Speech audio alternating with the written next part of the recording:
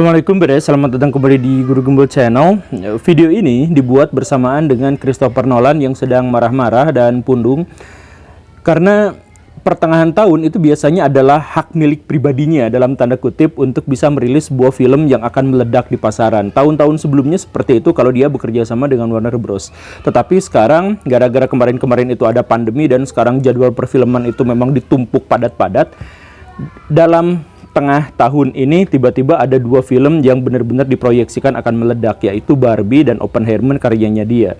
Dan karena itu maka dia sebenarnya kesal kenapa hak monopolistik di pertengahan tahun yang biasanya menjadi miliknya, bulannya Nolan, itu sekarang menjadi bulannya Nolan dan Barbie gitu. Ya, tapi terlepas dan berangkat dari kegalauan dan kemarahan dari Christopher Nolan, kita bisa mengetahui bahwa film Oppenheimer dan film Barbie itu adalah film yang benar-benar kontras, benar-benar bertolak belakang, dan itu nampaknya sesuai dengan selera gendernya.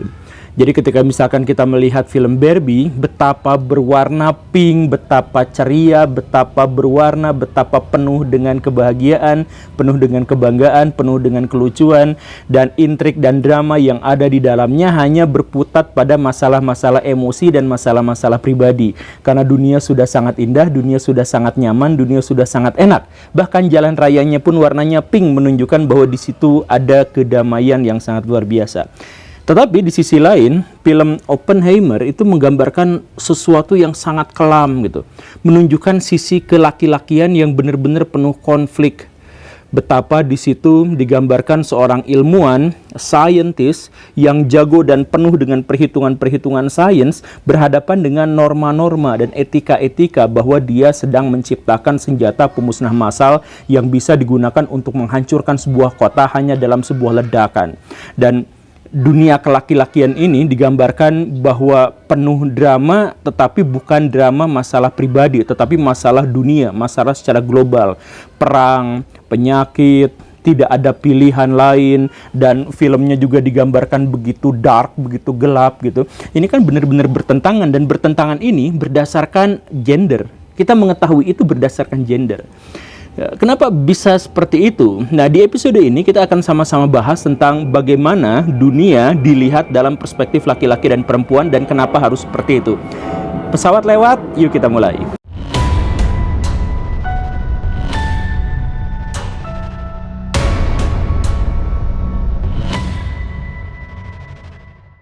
Untuk sementara waktu kita tidak membahas proses penciptaan Adam dan Hawa. Kita akan membahas tentang data-data saintifik dalam konteks sejarah awal mula kehidupan di bumi.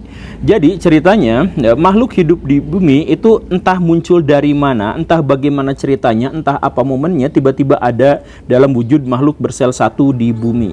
Makhluk bersel satu itu makanannya ternyata sangat-sangat sederhana, hanya karbon, cahaya matahari, dan kemudian dia yaitu oksigen. Nah, karena dorongan gen mereka untuk tetap ada di bumi, maka sedangkan tubuh mereka itu tentu saja sangat ringkih dan mudah saja mati karena faktor-faktor eksternal, maka mereka didorong untuk berkembang biak. Bagaimana cara berkembang biaknya? Ya membelah diri. 1 jadi 2, 2 jadi 4, 4 jadi 8, jadi 16, eksponensial yang seterusnya sampai mereka jumlahnya menjadi sangat banyak. Nah, dari jumlah yang sangat banyak itu, mereka terus-terusan menyerap karbon, terus-terusan mendapatkan asupan dari cahaya matahari, dan terus-terusan menghasilkan oksigen. Sehingga mereka turut membantu transformasi bumi dan dari yang awalnya sangat panas dan merah berubah menjadi sejuk, makin hijau, makin biru, dan seterusnya. Dan mereka berjumlah terus-terusan makin banyak sampai bumi itu penuh oleh mikroorganisme yang seperti itu. Makhluk bersel satu paling awal. Tetapi ketika mereka menjadi semakin lama semakin banyak dan mulai menutupi dunia, daya dukung terhadap keberadaan mereka juga menjadi semakin menipis karena ya wilayah bumi ya segini-segini aja. Jadi bumi itu tidak mungkin bisa menampung mereka dalam perkembangbiakan yang terus-terusan bertambah seperti itu. Maka apa yang terjadi? Ya alam tentu saja harus menciptakan sebuah skenario baru, atau dalam hal ini Tuhan menciptakan skenario yang baru, yaitu apa? Munculnya predator, munculnya pemangsa. Predator yang dimaksud itu adalah makhluk-makhluk yang tetap bersel satu, tetapi dia tidak bisa mendapatkan cahaya matahari secara langsung, atau tidak bisa memanfaatkan cahaya matahari secara langsung untuk metabolisme tubuhnya, untuk perkembangan tubuhnya. Jadi dia harus memangsa makhluk yang lain, barulah dia akhirnya bisa mencerna makanan itu dan membuat metabolisme tubuhnya berkembang dengan baik. Begitulah kurang lebihnya. Nah, muncullah predator-predator seperti ini untuk apa? Untuk menciptakan batasan agar makhluk-makhluk bersel satu yang jumlahnya tadi sangat banyak itu tidak bertambah terus-terusan semakin banyak dan akhirnya mengganggu keseimbangan alam. Mereka harus dimakan. Dan si predator ini juga pada akhirnya berkembang menjadi 2, menjadi 4, menjadi 8, menjadi 12, jadi 16 dan seterusnya makin banyak. Dan terjadilah persaingan di antara mereka, antara yang dimakan dengan yang memakan. Begitu. Nah, tetapi proses antara yang dimakan dengan yang memakan ini stuck, berhenti di situ, dan akhirnya gini. Skenarionya adalah kalau misalkan si predator itu makin lama makin banyak dan dia terus-terusan memangsa korbannya, maka si korban itu akan menjadi semakin sedikit, semakin habis dan hilang sama sekali. Kalau misalkan yang dimakannya hilang, maka yang memakannya pun akan hilang. Karena itu, maka skenario itu akan menghilangkan seluruh makhluk hidup di muka bumi.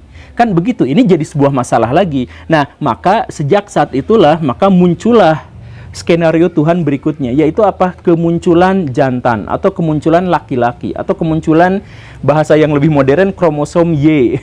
Begitu. Nah, kenapa seperti itu? Nah, di sini ada sebuah perubahan radikal di mana perkembangbiakan aseksual telah bertransformasi menjadi perkembangan seksual. Jadi ada jantan di situ yang membuahi betina, dan karena itu maka makhluk hidup bergerak dengan cara yang sangat berbeda, atau makhluk hidup berkembang biak dengan cara yang berbeda. Kenapa ini menjadi sebuah revolusi besar dalam dunia perkembangbiakan? Ya karena gini Baraya, si unsur atau kromosom Y itu menciptakan sebuah perubahan karena dia itu memiliki daya saing yang kuat gitu. Jadi dia dilahirkan dengan daya saing yang kuat. Apa maksudnya? Kan gini, tadi itu mentok. Tadi ceritanya itu mentok, si predator makan mangsa. Dan kalau terus-terusan terjadi seperti itu, maka akan habis gitu kan. Nah, gimana caranya agar tidak habis? Maka si mangsa itu harus bisa membuat kloningan dirinya yang berbeda dengan dirinya, katakanlah lebih kuat, atau lebih besar, atau lebih kebal, atau tahan terhadap serangan dan sebagainya. Begitu ceritanya, agar ketika dia mendapatkan predator yang akan memangsanya, dia bisa bertahan hidup. Dan di sisi lain, si predator juga harus seperti itu. Ketika dia harus berhadapan dengan mangsanya, maka mangsanya itu bisa aja beradaptasi menjadi lebih cepat, menjadi lebih kuat. Karena itu si predator itu juga harus meningkatkan dirinya. Antar generasi menjadi semakin kuat, semakin hebat, semakin baik. Begitu. Nah, disitulah muncul yang namanya kromosom Y itu, atau muncul yang namanya jantan itu.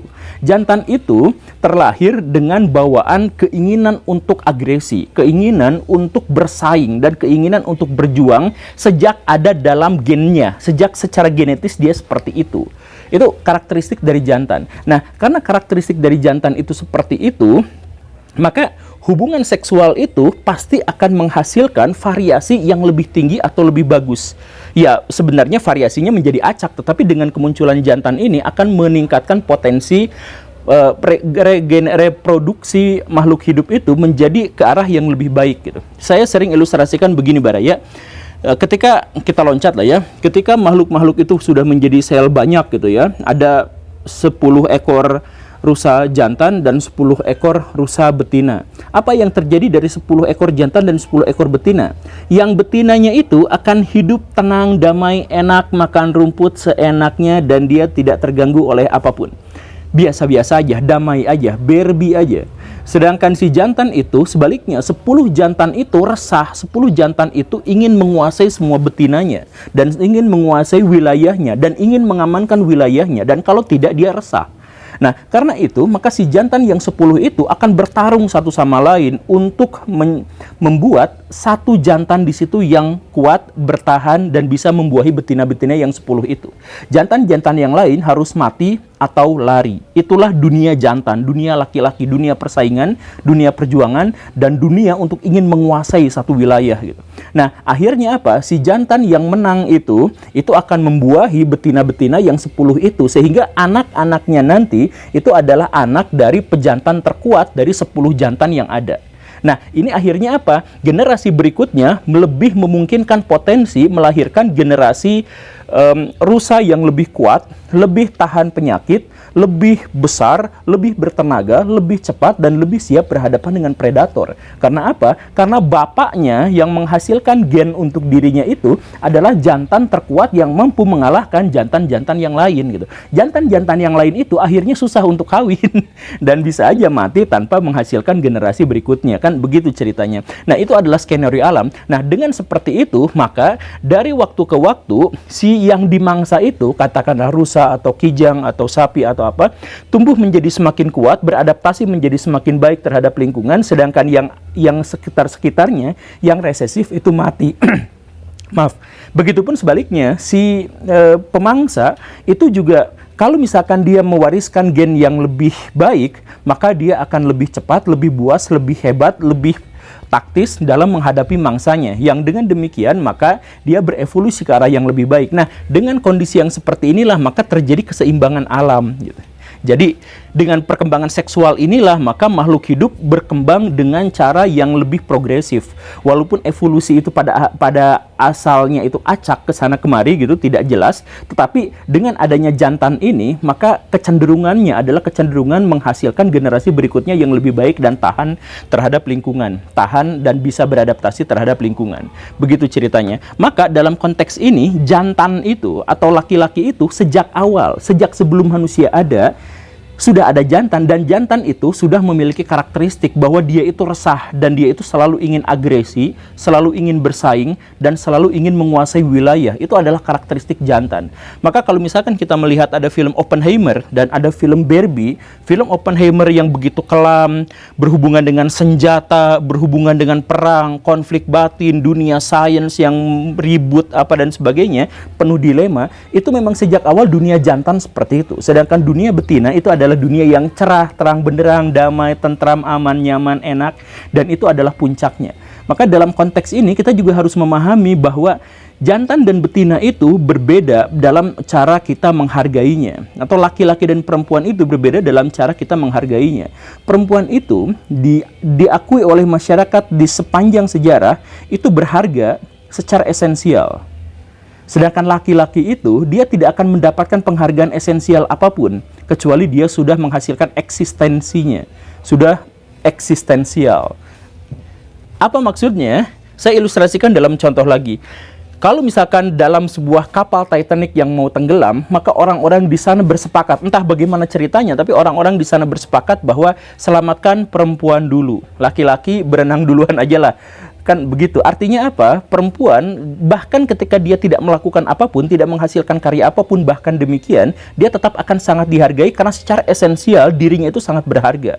Sedangkan laki-laki, ya kamu harus bertahan hidup sendirian aja. Kalau mati ya syukur, berarti kamu adalah laki-laki yang tidak cukup kuat untuk berhadapan dengan alam. Kalau misalkan bertahan selamat, ya udah bagus, kamu bisa bertahan selamat, kan begitu. Atau kalau misalkan perang, ketika di sebuah negara, termasuk dunia modern sekarang, Ukraina dan Rusia misalkan, ketika sebuah negara terjadi konflik, apa yang terjadi? Perempuan dan anak-anak diungsikan di tempat yang paling aman dan paling nyaman buat mereka. Sedangkan si laki-laki justru harus dikorbankan, disuruh maju ke medan perang yang paling depan gitu. Jadi mati duluan ya nggak apa-apa. Kemudian mereka, agar mereka mau untuk berperang ke baris terdepan, mereka dicekoki dengan patriotisme, dengan nasionalisme, dengan ketaatan pada pimpinan, dengan kesetiaan, dengan cerita-cerita yang seperti itulah, yang maskulin itu, yang kemudian membuat mereka rela mengorbankan jiwa dan raganya demi mereka. Sedangkan perempuan-perempuan selamat sampai selamat sentosa sampai tujuan di belakang sana gitu. Kenapa bisa seperti itu? Ya karena perempuan itu secara esensial penting, secara esensial berharga. Kenapa seperti itu? Karena induknya memang perempuan, karena si perempuan itu cantik, indah, dan yang paling penting bisa bereproduksi, sehingga menyelamatkan perempuan berarti menyelamatkan generasi-generasi berikutnya. Sedangkan laki-laki itu beda. Laki-laki siapa yang bisa membuahi pun iya bisa satu bisa dua kan gampang-gampang aja gitu, dan dia dibuat mati aja juga nggak jadi masalah gitu. Makanya dunia laki-laki dunia penuh persaingan karena secara esensial dia tidak didorong untuk berharga. Dia baru bisa berharga kalau apa? Dia baru bisa berharga kalau misalkan dia ada orang yang akhirnya tunduk padanya, dia baru dikawal dengan pengawalan yang ketat, dia menjadi sangat berharga. Kalau apa? Karena dia sudah ketika dia sudah bereksistensi.